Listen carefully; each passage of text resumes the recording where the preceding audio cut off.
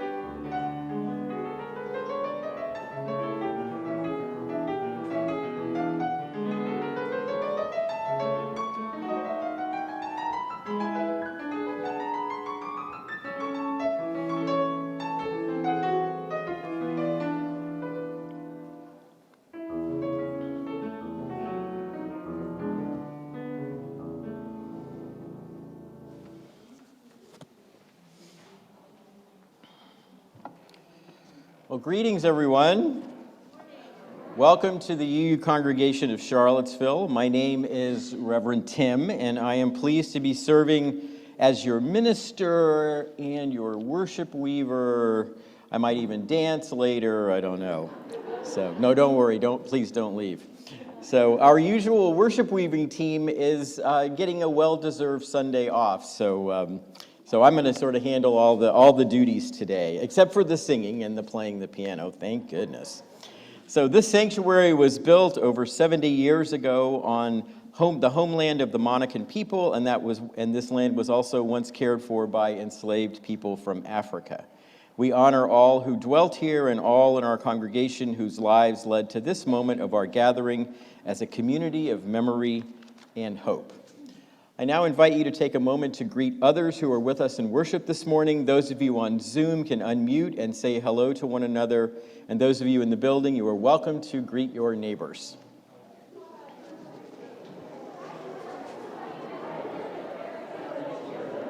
Hello. Hello to all. Joanne, are you there? Hello. Morning. Good morning. Hello, good morning. Morning. Morning, everyone. Hi, Barbara. It's a loud group. Can I give you an elbow bump? Nice to meet you in person. Good morning, everyone. Very nice to meet you. Morning. Yeah, let's stay. Let me turn, I think my microphone's on. Good morning, everyone. Hi. Good morning. Good morning. That makes it a little easier. Good morning. Good morning.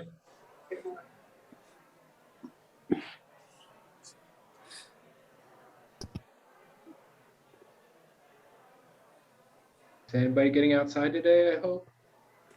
Maybe. Yeah. It looks beautiful. Yeah.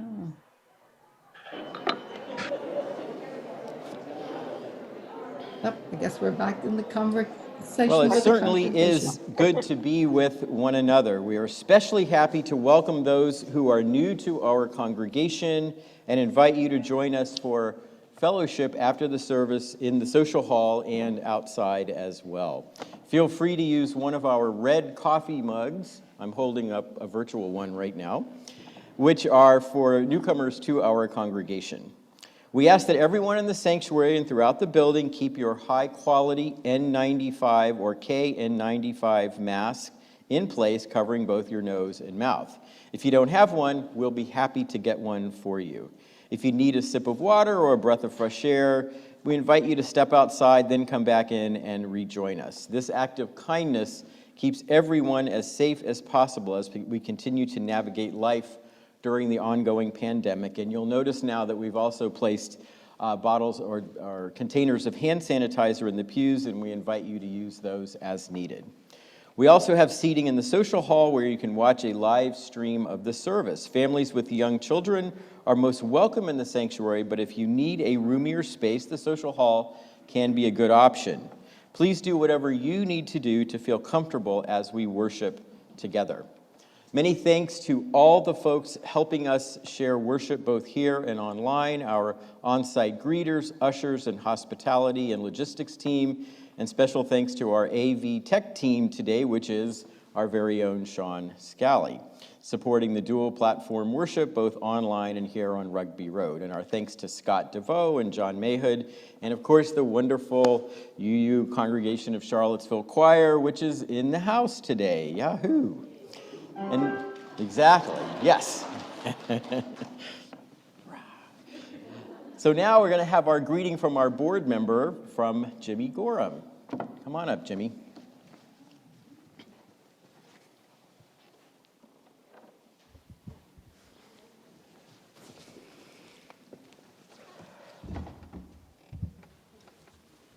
Hello, everyone.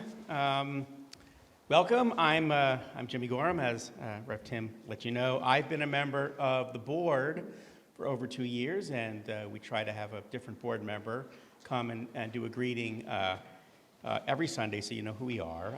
I want to welcome you on behalf of myself and the board to church today, everyone here in Rugby Road, and those of you that are joining us on Zoom. I especially want to welcome anyone who may be new to the congregation or may feel new to the congregation. I love being a member of this institution, this congregation. I love being a member of the board. I'm working with purpose and courage to realize the great potential that we have here. And please don't hesitate to find me during the social hour after, or contact me by email, which you can get in any number of ways, and let me know what you love about being UU in this congregation, or what you're thinking about if you are considering joining it, and what you think we need to work on to help realize our superb potential. Thank you very much. Thank you.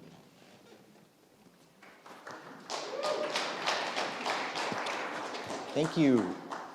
Thank you, Jimmy. So I have several announcements this morning. A big thank you to all who attended and volunteered at the Elder Brunch yesterday. I was there, and I'll actually say a word about that a little bit later. It was really lovely and beautiful, and a good time. I think it's fair to say it was had by all. So thank you to all who came and all who helped out. A reminder that this is almost your last chance to sign up for a class I'm teaching starting this Tuesday night on world religions. It'll be at 7 o'clock from 7 to 8:30 on Zoom. And you can register on the church website, on Breeze, or you can see me after the service in the social hall. I'll be there for a few minutes. Are you new to the UU Congregation of Charlottesville? If you are, next Sunday at 12:15, we'll be having our October Newcomer Circle. The circle only lasts for 30 minutes, and you don't need to register or sign up ahead of time. Simply attend service that day and hang around for 30 minutes afterwards for a relaxed conversation. I'll be there, and a number of lay leaders will as well. And I think I wrote these announcements. They're all about me. Sorry about that. So don't forget, too, that you can Zoom with me every Thursday at noon for conversation and fun, and the numbers have been increasing, so that's good. I don't get like a bonus or anything if we get over a certain number. So look for this Zoom link. In fact, actually the virtual ushers, I think, are going to start posting links like that in the chat during the service. So if you're on Zoom, I think you'll see the link, but otherwise you can go on the church website or in the newsletter and find the link there. And is it okay? I'm asking her if it's okay. Is it okay if I say happy birthday to Reverend Leah? Yay!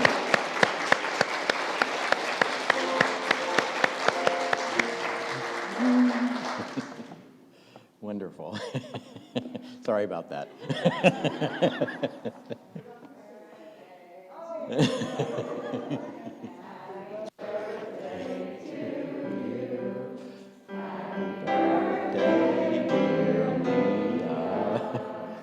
Happy birthday to you.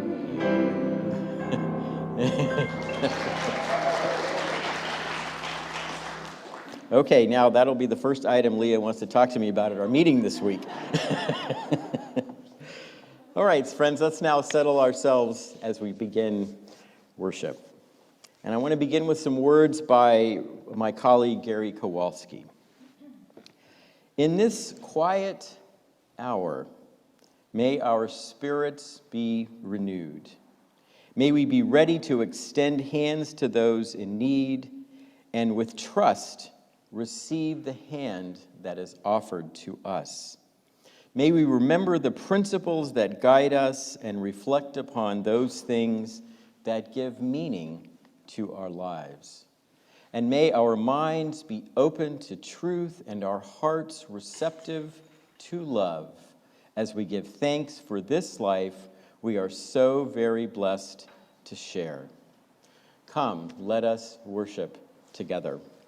So I now invite you to rise in body or spirit. We're going to be singing a fairly short little, it's almost like a chant or a round. It's number 1023 in the Teal hymnal, if you'd like to follow along in the hymnal. And it's really short. It's called Building Bridges. And Scott's going to lead us. Please rise.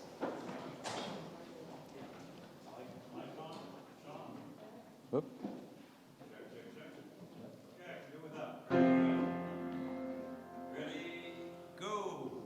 Building bridges between our divisions. I reach out to you. Will you reach out to me? With all of our voices and all of our visions, friends, we could make such sweet harmony.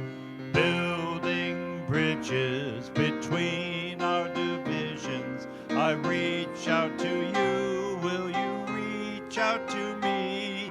With all of our voices and all of our visions, friends, we could make such sweet harmony.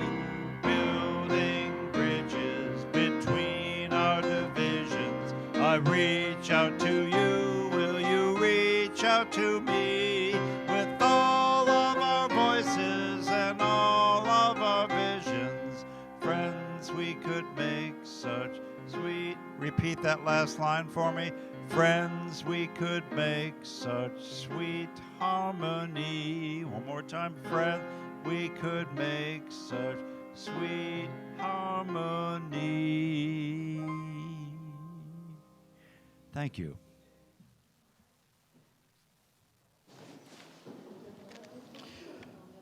Before we speak our unison chalice lighting words, I want to offer these words.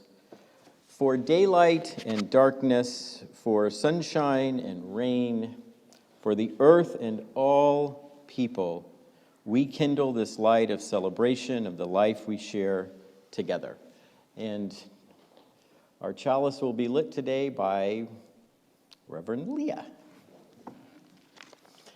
And Sean, can you put the words of the unison chalice lighting up, please?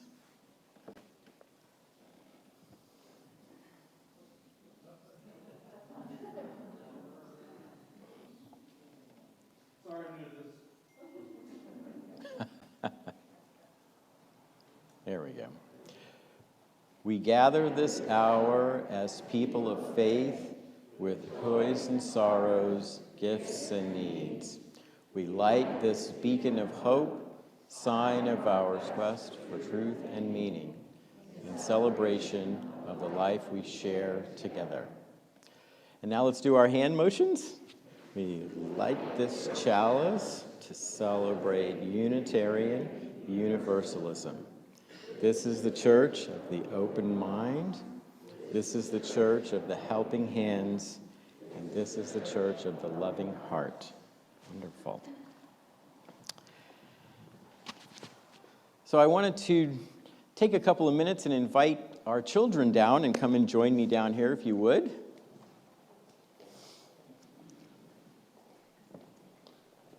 Children young at heart.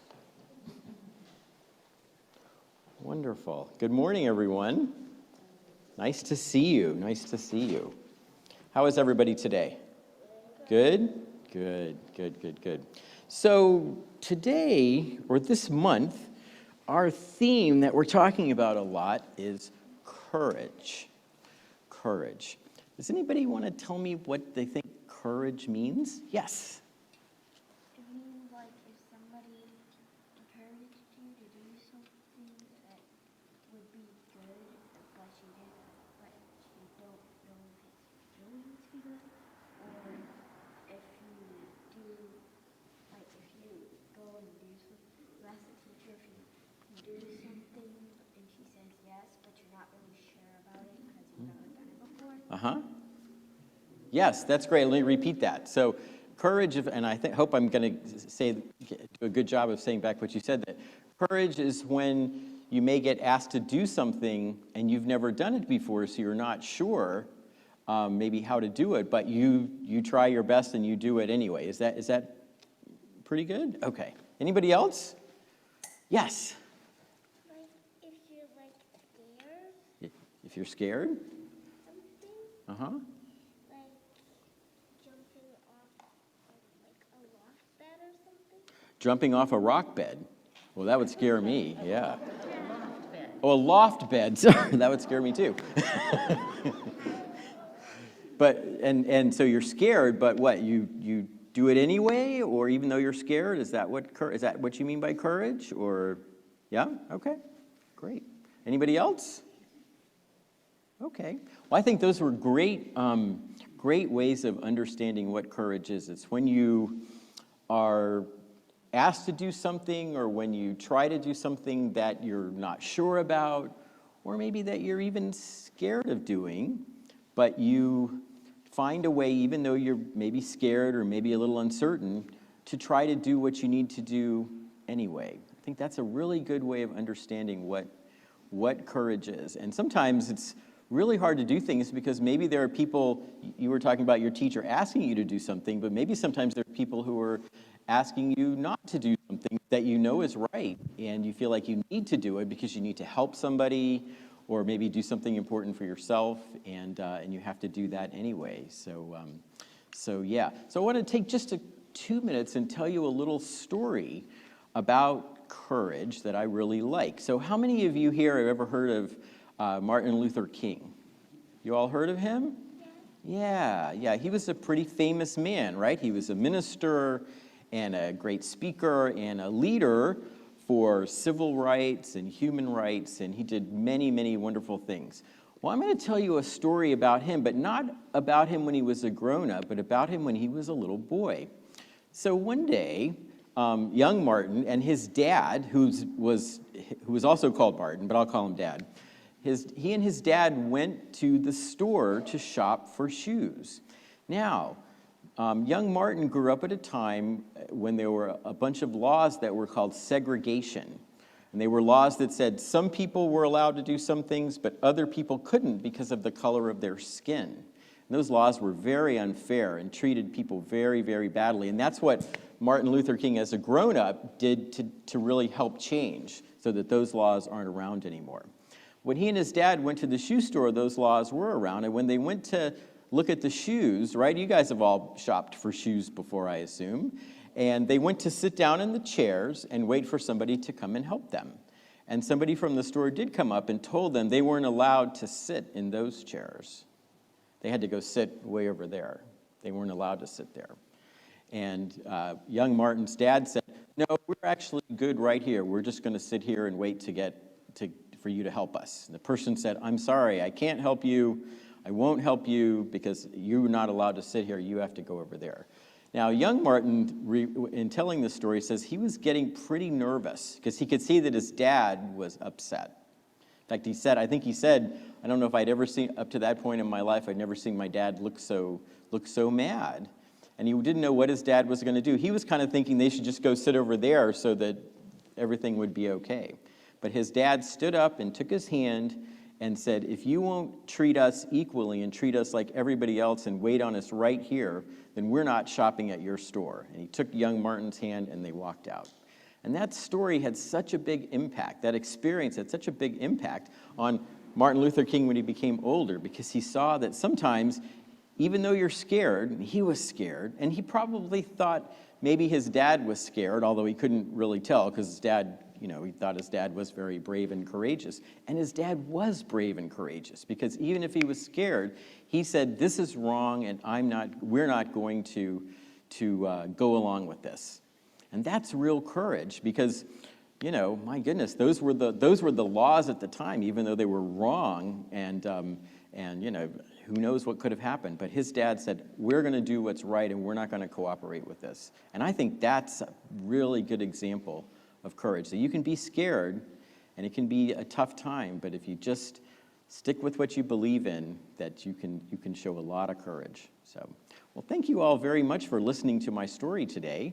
And can we now sing our children out to their classes?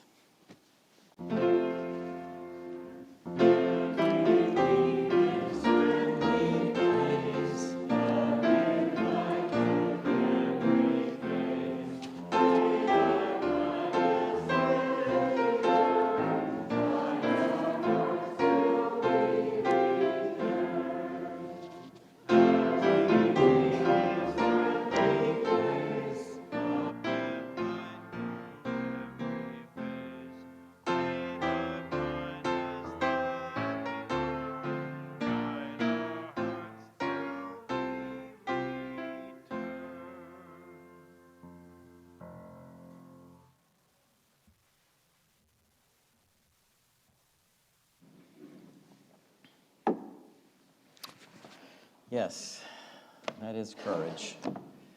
That is such courage. Such courage. I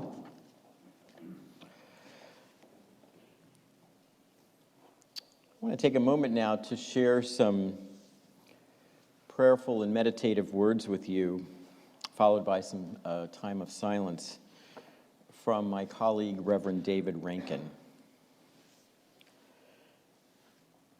There must be a time when we cease speaking so that we can be fully present with ourselves. There must be a time when we exclude clamor by listening to nothing whatsoever. There must be a time when we forego our plans as if we had no plans at all. There must be a time when we abandon conceit and tap into a deeper wisdom. There must be a time when we stop striving and find peace within. Let's now take a moment to be together in the shared silence.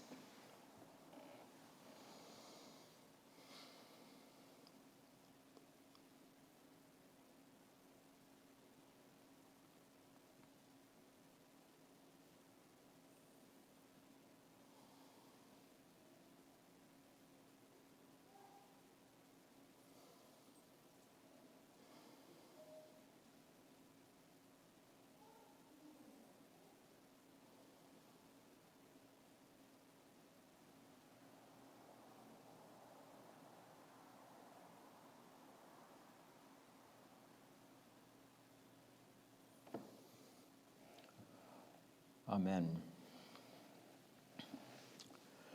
Friends, we are part of an interdependent web and a community that cares for one another. Part of how we embody this care is by making time to share the joys and sorrows we hold in our hearts. May we hold the joys and sorrows with us here today, but that remain unspoken. May they be held with compassion in the sanctuary of our hearts. This community offers its love and support to what is closest to our hearts. Another way we show our care for one another is in sharing our financial gifts with our community and our congregation. Our monthly social action collection is being taken for the New Beginnings Food Ministry, and I think Sean will show us that slide, and you can make your donation throughout the month of October. We ask that you give generously to support this important ministry, and I think the information is on the social action slide. Each week, we also invite everyone to the spiritual practice of generosity by giving to the ministry of our congregation. Through your pledges and with the weekly Sunday morning offering, together we build the future of our congregation and our larger community. This is our shared ministry. From you we receive. I have to better practice that. And to you we give. During the music which follows, you may choose to make your Sunday morning offering by using the text address or going to our website. Here in the sanctuary, you may bring your cash or checks forward. During this musical prayer of thanksgiving, you are also invited to share not only financial gifts, but you are also encouraged to share the joys and sorrows in your hearts. Those on Zoom may put them in the chat box, and those of you at Rugby Road, here at Rugby Road, may come forward to place a stone in the water. The stone symbolizes what is in your heart. The water represents the soothing embrace of our caring community. You may also leave us a note on the joys and sorrows paper provided here. Let us hold one another in a compassionate embrace. And let us dedicate all of the many gifts we share with one another by saying, we accept your gifts with gratitude. May we use them wisely for the highest good. You may now come forward with your gifts and your prayers.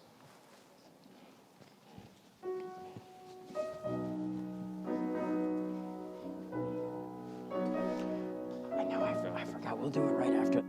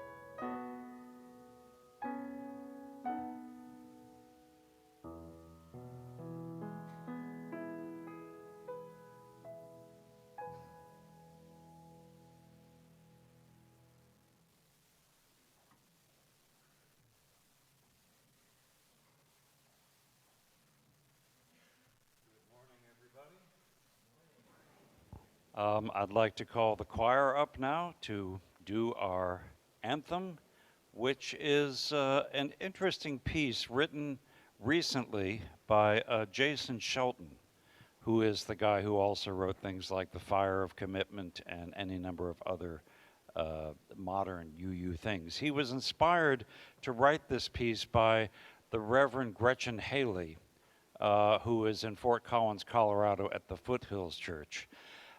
He was inspired by her words and intriguingly as well by the way that she calls a congregation to attention. So actually this first piece, which is called Come Let Us Worship, is taken directly from the kinds of things that she would say at the beginning of a service. So we're going to perform that for you to help us all settle in to our worship today.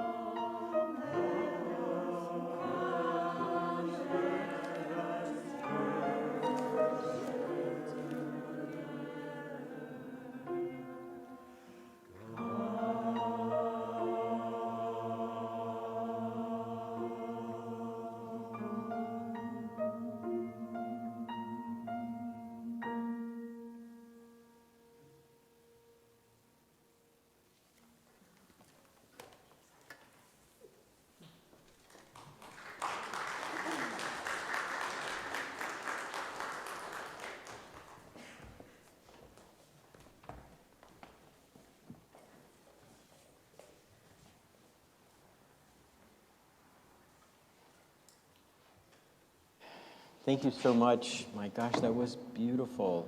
and gorgeous, and I need my thesaurus. That was just so peaceful, and I have to say, I wasn't looking at the screen. I had my eyes closed, just taking it in. It just was so wonderful. So thank you so much, Scott. Thank you for sharing that. John, beautiful. Thank you so very much. It's so nice to have the choir here. I don't know you guys at all, and I love you already. So I want to share a reading with you before I share a few thoughts. This reading comes from one of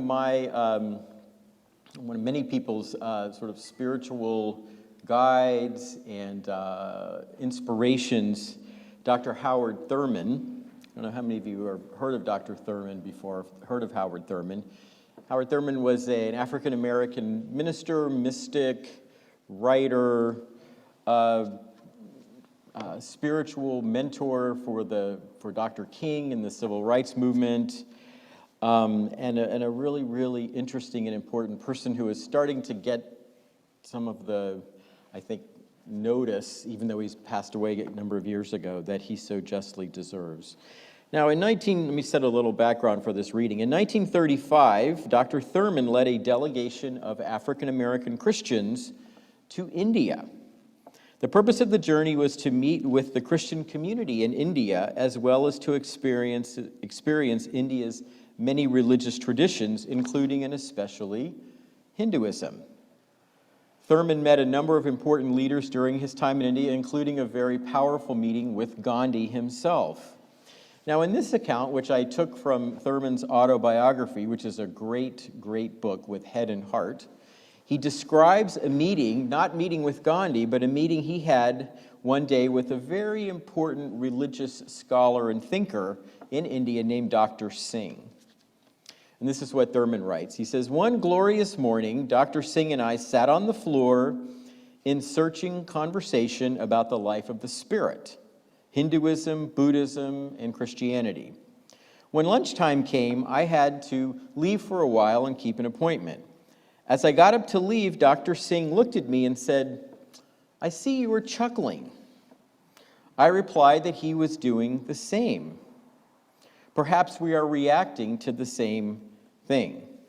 Suppose you tell me first what you're chuckling about."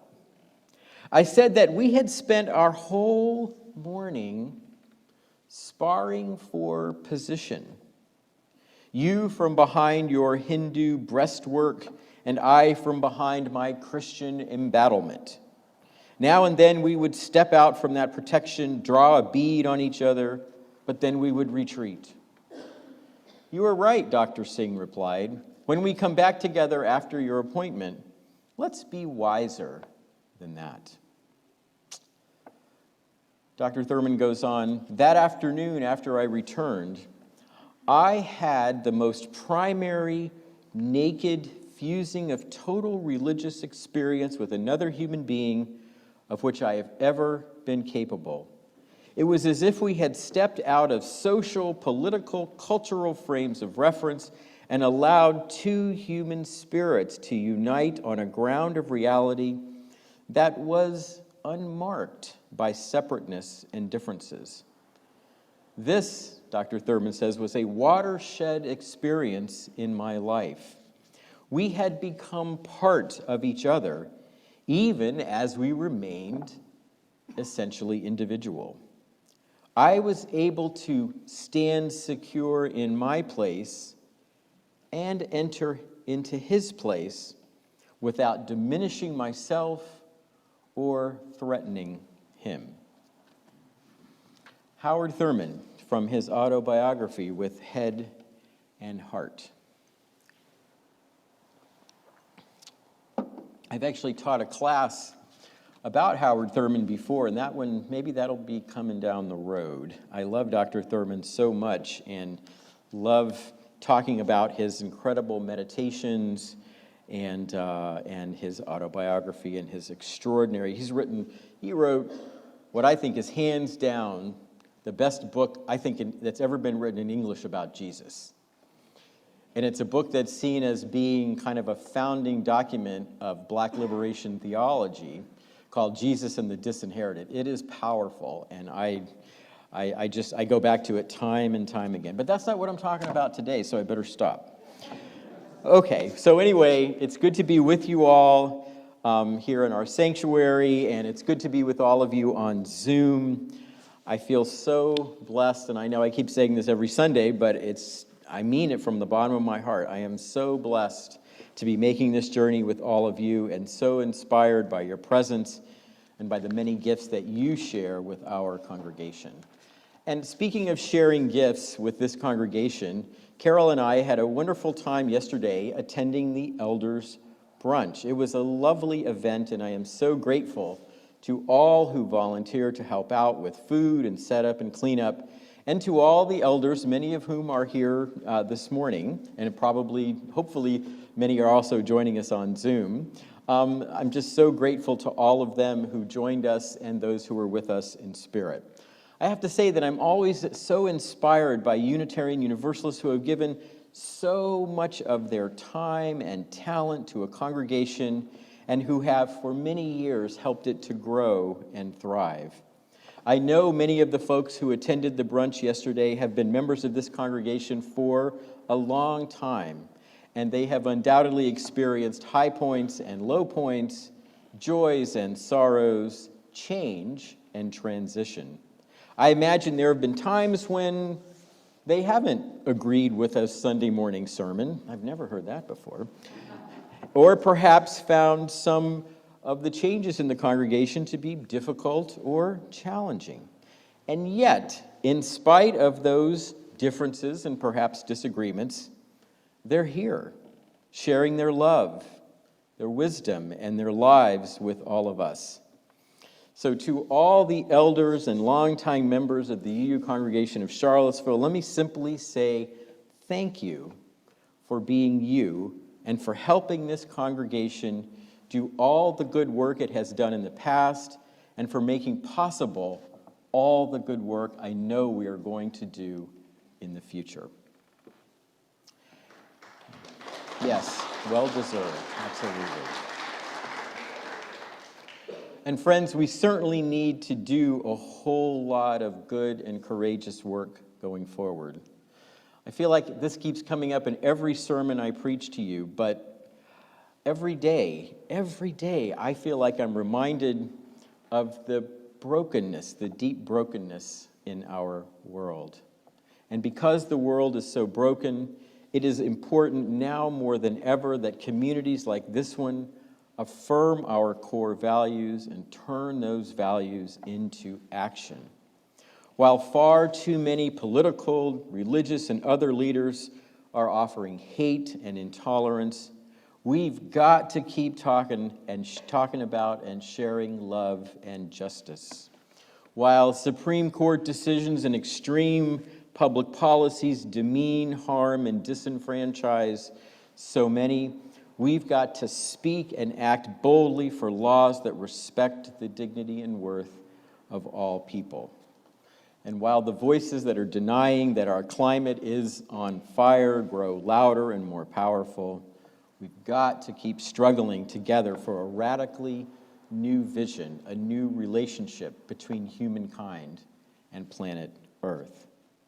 And as we continue to live out our values, I think we Unitarian Universalists, we have to keep doing some of the things that we do best. We need to keep learning. We need to keep growing. We need to keep listening. As the wonderful words of our Chalice Lighting reminded us, we've got to keep being the church or the congregation of the open mind, the church of the helping hands, and the church of the loving hearts. Now, is it just me, or does it feel as if open-mindedness is in pretty short supply these days? I mean, there's way too much talking and shouting and not nearly enough listening and learning. In a world of rapid communication over social media and other platforms, sometimes feel like we spend more of our time talking at each other rather than taking the time to really listen and learn. And look, We UUs aren't perfect, and I'm certainly not myself. I'm just as guilty of poor listening as anyone else. Too often, I find my mind rushing ahead to what I think about a question or an issue, or blurting out my opinion before allowing the other person in front of me to have a chance to share what's on their mind and to really listen deeply to what they're trying to convey. And I have to say that my mental impatience gets especially pronounced when I'm listening to someone who has different political, religious, maybe even cultural points of view than I do. Now, look, I pride myself on being a good UU, on being open-minded and always willing to learn and grow. But no matter how much I try to remind myself of that, too often I feel like my heels get, dug in. And I act as if I've decided that I'm right and that the other person is wrong before the words even come out of their mouth. Much like Howard Thurman and Dr. Singh during their morning conversation, I can find myself so focused on what I think or believe that it's so easy to get closed off to what the other is saying, thinking, or feeling. And what a shame, what a loss it is when we fail to listen and allow the wisdom that lives in others to be drowned out by our own assumptions and our own ideas. As Howard Thurman said so well, when he and Dr. Singh returned in the afternoon and approached their conversation with humility and with minds that were truly open, something remarkable happened. Rather than simply hearing their own voices, they experienced the beauty and wisdom that lives in another. As Dr. Thurman said, I had the most primary, total religious experience with another human being I have ever been capable of. It was as if we stepped out of our social and political and cultural frames and allowed two spirits to unite on a ground of reality that was somehow beyond our separateness and our differences. That is so beautiful, and every time I read Thurman's words, I find myself saying, that's what religion ought to look and feel like. And what made the moment Thurman and Dr. Singh experienced deeply religious wasn't a church or a creed or a sacred text. Rather, it was simply the power of being open to the wisdom, the beauty, and the truth that lives in others. I doubt that either Howard Thurman or Dr. Singh left that day agreeing about whose religion was right and who had the final or absolute truth. That wasn't the point. What they experienced was something beyond intellectual, theological, or religious categories. Something that brought them together as human beings and that united them on a ground of reality unmarked by separateness or differences. Now, as you heard a few minutes ago, I'm going to begin teaching a class next Tuesday on world religions, and I hope many of you will consider signing up. It's on Zoom, Tuesday nights at 7. We'll be focusing most of our attention on 5 world religions: Buddhism, Hinduism, Judaism, Islam, and Christianity, and we might dabble in others, time permitting. When I teach a class like this, my hope is always that the class will be guided by curiosity and appreciation.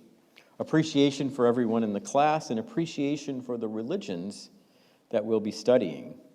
Our goal is not to decide at the end of the class which is the coolest or best religion, or which one has the truth and why are the other ones all wrong.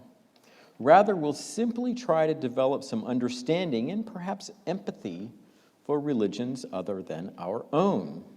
By the end of the class, I don't think we'll necessarily agree or be persuaded by the religions we've studied. That's not really the point of the class. But I do hope that we will come to appreciate what makes these traditions meaningful for their followers, and perhaps maybe find a little wisdom that we can take into our own spiritual journeys. And I have to say that my own journey, I must say that in my own journey, it has been encounters with difference with different religions, different cultures. It is those encounters that I think in many ways have been the most enriching and transformational in my life. It's almost as if experiencing, say, a religion other than my own enables me to get beyond, to look beyond the spiritual and religious boxes that I normally inhabit.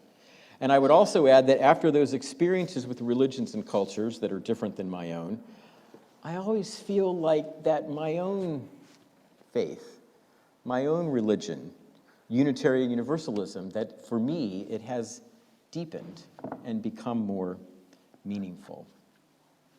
Now, I want to close this morning by telling you a story from my own experience, a story that I think before I had this experience, I don't think I really understood how important it is to connect beyond our religious comfort zones, our cultural comfort zones. That the real transformation, the real power is in those connections. And this story begins when I met a woman about 20 years ago, and I'll call her Esther. At the time, I was a student in seminary, and this particular summer, I was working as a student chaplain at a local hospital. Esther was a patient in that hospital, and her room was on one of the floors that I covered. Now, Esther and I could not have been more different from each other. I am, a very privileged white male. I was studying to become a minister in a liberal, progressive religion that most people have never heard of. Esther was an elderly woman from Haiti who appeared to have had a pretty difficult life. She was, I was told, a very devout Baptist. I'm a Unitarian Universalist. There's some differences there. And there was one more important difference between the two of us. When we met, I was an English speaker, and Esther only spoke Haitian Creole. Now, as a student chaplain, my primary responsibility was to go and visit people, patients in the hospital. Most of the time, I would just listen as they shared their hopes and their fears, talked about their families and their faith. Sometimes I would offer or be asked to pray for or with a patient. On this particular morning, I had been paged to come to Esther's room to pray with her. I was told that she didn't speak or understand English, but that one of the nurses who was taking care of her spoke Haitian Creole and had very graciously offered to translate. Now, as I made my way to Esther's room, I thought about my past experiences praying with patients. When I first started working as a student chaplain, there was nothing more intimidating for me than being asked to pray. Prayer had never been part of my spiritual life, and the thought of praying in general, and especially with patients from very different religions and with very different beliefs than my own, I felt like, how's that going to work? I felt nervous, anxious, and really uncertain. But as time went on, I grew more comfortable with prayer. And like a good UU, I planned it out. I developed what I came to call my prayer strategy, doesn't that sound UU? Come on. Which I used whenever I talked with a patient. And here's how it went, is I would listen to their thoughts and their feelings. I would begin to make sort of mental notes that I would then draw on later in case I was asked to pray.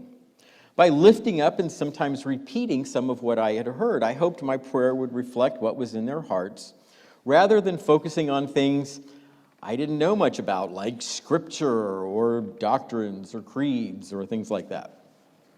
That was my prayer strategy. And in many ways, I think my prayer strategy was okay. It had strengths and a few weaknesses. On the good side, I focused my attention on the needs and feelings of the patient, rather than on theology or religion. I didn't use my prayer to convert them to my religion. That might be a first if somebody used prayer to convert someone to Unitarian Universalism. I don't know. But I didn't try to convert them to my religion or to ask God to intervene on, to forgive them of their sins or anything like that. But I think the weakness was that I turned prayer into a kind of intellectual exercise, focusing a great deal on the content and doing my best to find just the right words. In some ways, prayer became like a class assignment, and I was determined to get an A on it. Well, that morning, as I walked into Esther's room, I wondered how well I would be able to follow that strategy with a patient that I couldn't talk to directly. I had used hospital translators a couple of times before and had found it really difficult to get enough from the patient and understand enough from them to sort of formulate, to follow my prayer strategy. And when I got to Esther's room, she and the nurse were there waiting for me. After introducing myself, I began, as I always did, by asking some questions. How are you feeling today? Do you have family in the area? Do you consider yourself, and I kind of knew the answer to this, but do you consider yourself to be a religious or spiritual person? And so on. This was my prayer strategy. Always started with an interview. Now, although the nurse translated my questions and Esther tried to answer them, I could tell from their facial expressions that something was wrong. They looked at one another with what appeared to be confusion and a little consternation. At one point, the nurse very gently reminded me that Esther had simply requested that I pray for her and that prayer was all she needed from me. Now, I wish I could say, oh, okay, I understand, and then did the right thing, but no, that wasn't how it worked. I have to say that some of that arrogance and stubbornness I was talking about earlier, so I have to say that the nurse's admonition I found a little annoying. I mean, she was getting in the way of my prayer strategy. And how was I going to find those right words if I didn't get the answers to my questions? So, rather than listening and following the path of humility, I plunged ahead, asking more questions. I know, it's pretty bad, isn't it? And the longer I talked, the more confused and exasperated the nurse and Esther became. Finally, the nurse had had enough. She interrupted me pretty abruptly, and she said again, "Look," and it was about that tone of voice, "Look, all Esther wants is for you to pray with her. You don't need to know anything about her. You don't even need me to translate. Just pray, and she will follow you." Follow me? Follow me where? That's what I thought. I couldn't imagine what this nurse meant. Esther and I had almost nothing in common. We were so different. She was a lot older than me. We were of different racial and cultural backgrounds, gender, class, language, religion, you name it. We were basically strangers. I was lost, clueless, helpless, hopeless. I didn't know what to do. I was not a Christian, had never really considered myself to be a Christian, didn't have the first clue what Esther needed from me. Out of absolute desperation and even some panic, I closed my eyes and began reciting the only Christian prayer I know by heart, the Lord's Prayer. I remember thinking to myself, this is totally pointless because Esther won't understand what I'm saying. My words will be meaningless to her.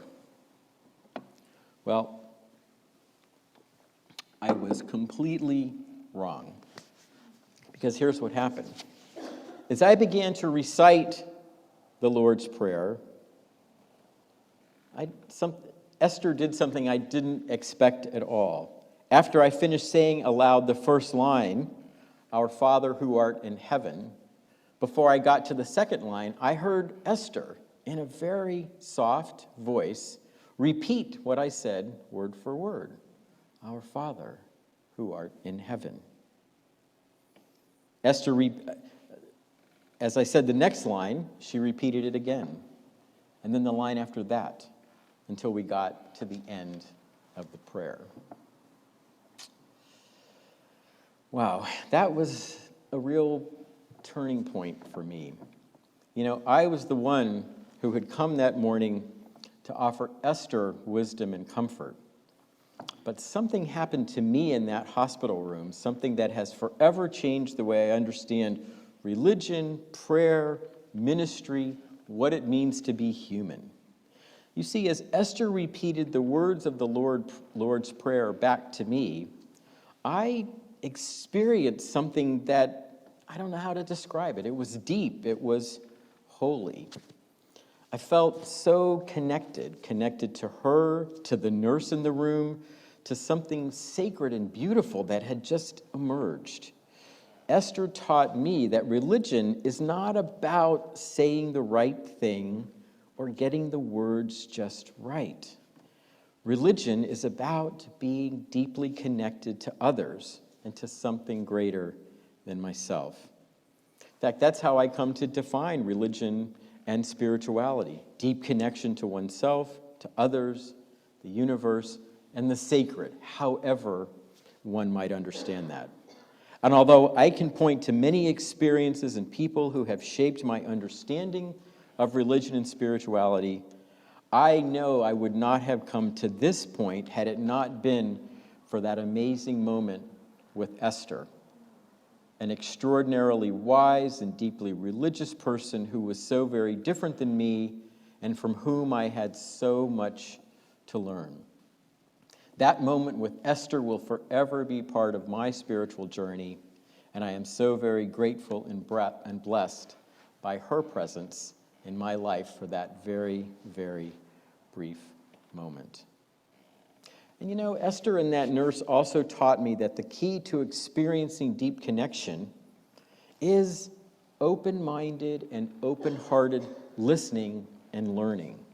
Until the nurse interrupted me, I was so busy talking and following my prayer strategy, I couldn't hear a word she or Esther were trying to say. But when she slowed me down and compelled me to really listen, everything turned in that moment. I learned that I experience God or deep connection, however you want to describe that, when my mind and heart are open to the beauty and blessing that lives in others and in the world. And I think Esther and that nurse, that's why I say they helped me become a better Unitarian Universalist. We UUs affirm that when it comes to questions like the existence of God or the ultimate meaning and purpose of life, we don't have all the answers, but we're open, we're learning, growing, and striving to remain open-minded to the truth and wisdom that lives in all. I love that about Unitarian Universalism and have always felt at home in a faith tradition that embraces mystery and uncertainty and that has the humility to acknowledge that it doesn't have all the answers. I wish I'd had that humility when I walked into that hospital room. I didn't walk into Esther's room that day with very much of that humility, but I know that I left understanding how much I have to learn and how important it is to learn from people with diverse religious and cultural backgrounds and experiences. Now, I don't want to leave you with the impression that I've got all this figured out or that I don't make the same mistakes I did when I was visiting Esther. If I come and visit you in the hospital, I won't walk in with a prayer strategy, I promise you with that. There are still far too many times when I talk more than I listen, teach more than I'm allowing myself to be taught, and pretend to know more than I really do. But in those moments when my closed-mindedness and self-importance are running on overload, I try to remember to slow down, to allow my mind to find its way back to an elderly woman and a truth-telling nurse. I hear Esther repeating my words and teaching me about the meaning of humility, the meaning of religion, and the meaning of this faith we call Unitarian Universalism. Amen. Blessed be, and thank you so much for listening. Thank you. So let's rise now in body or spirit and join in singing our closing hymn. It's number 1008, When Our Heart is in a Holy Place. It's in the teal hymnal, if you want to follow along. And I believe the words will be, oh yes, they are on the screen. Wonderful.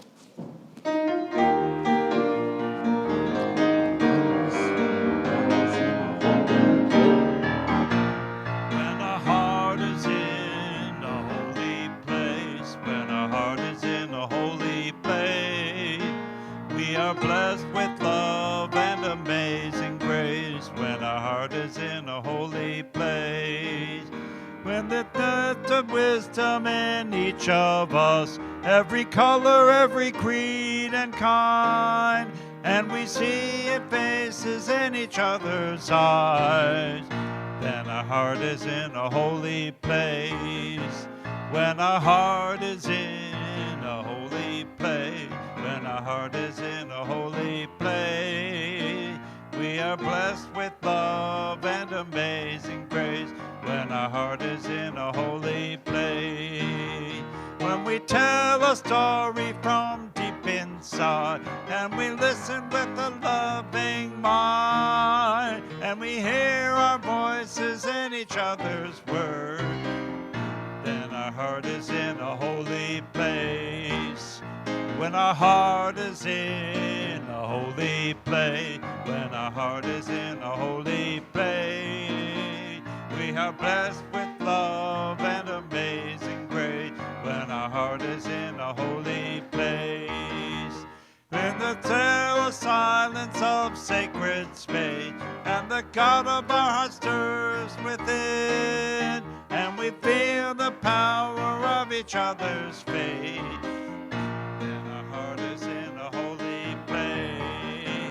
When our heart is in a holy place, when the heart is in a holy place, we are blessed with love and amazing grace. When our heart is in a holy place, when our heart is in a holy place, when our heart is in a holy place.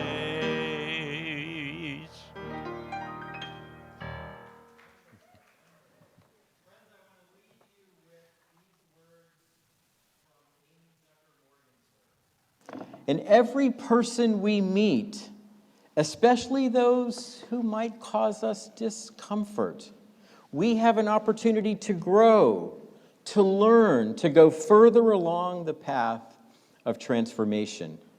Every single one is our teacher. May our time and our journeys may your journeys bring you many such moments and help you become the person you want to be, and may you welcome those moments with joy. Friends, be well, take very good care of yourselves, of each other, and of the world. Have a peaceful, joyful, and blessed week, and may your hearts always, always be in a holy place. Amen, and go in peace.